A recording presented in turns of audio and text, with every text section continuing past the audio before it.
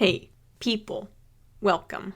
Here is yet another time lapse of me making something summery. I have yet to actually finish my video about the book of Ecclesiastes. I'm still writing out the script. It's so dense, there's so much going on. If you haven't heard me talk about it, I go into more detail in the last time lapse. I talk about it like a minute in, so you don't have to be so impatient. Also, if you want to be updated on any new videos that I post, you can subscribe or you can join my mailing list. The link will be in the description.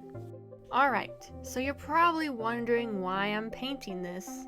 Well, as mentioned in the last video, it's been pretty gray and cold recently, and I desire warm weather and bright colors to return. So I am once again making something that reminds me of the summer.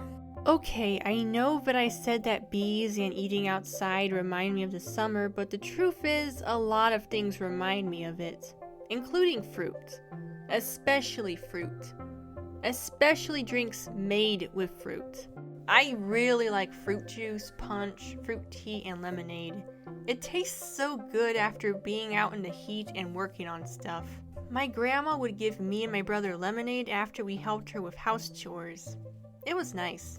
So when the winter gives you cold, make lemons. Also, this isn't just a picture, it also works as an invite card to my church. Let me explain. My church has a huge vision to expand and to have many people from all over come to their services. They're not in it for the money, power, or fame.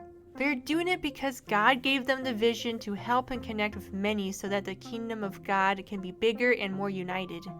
And I want to help for several reasons. First off, I believe in their vision because God is the God of growth and He never wants us to settle for smallness.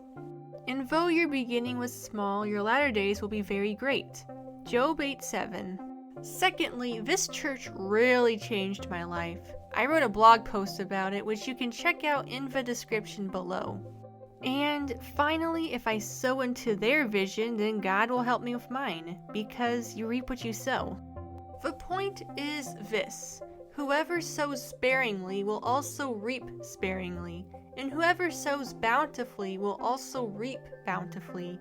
2 Corinthians 9:6. Speaking of which, I would encourage you all to check out my church. You can either check their website, their Facebook page, or their YouTube if you want. You can find recordings of all of their previous sermons, you can give, you can learn about them and what they stand for. The links will all be in the description below. Also, if you feel led, I highly recommend helping out your own church with their vision too. As long as it's biblical anyway, because God will also bless you too. Okay, but if your church wants so many people to come, why are you making invite cards? Don't they have their own? Well, yes, they do, and they're quite neat, I might add. I do use them occasionally when I make cards for people, and I just slip them in there.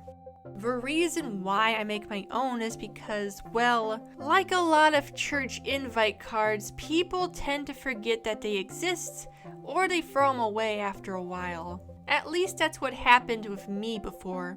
So my thought process is that if the person gets an invite card with some homemade art on one side that fits their overall vibe, they're more likely to hang on to it and keep it around. They'll also remember the experience of receiving one and are more likely to consider going to church.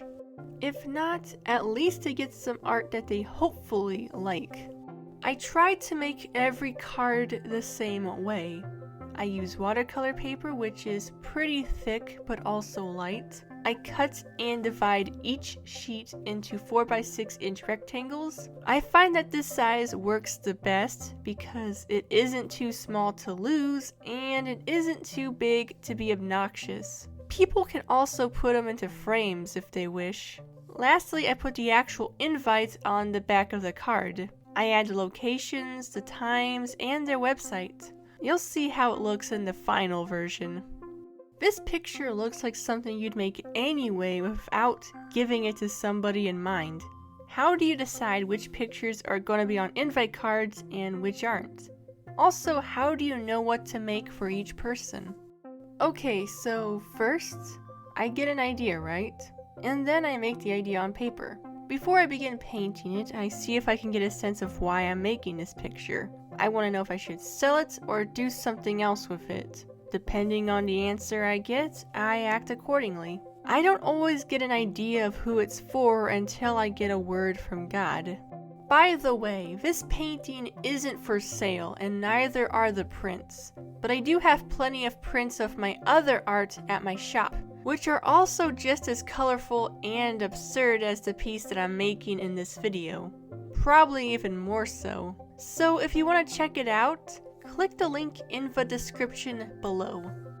I don't like to sell prints of the invite cards I make because it just feels wrong, you know? I can't explain why, but it just does. Alrighty, this is Dune, which means that I can give it to somebody. I don't know who, but God will give me an answer though. I really hope that you guys enjoyed this little video, and don't forget to help out with your own church if you feel led. I will see you all in the next one. Bye-bye.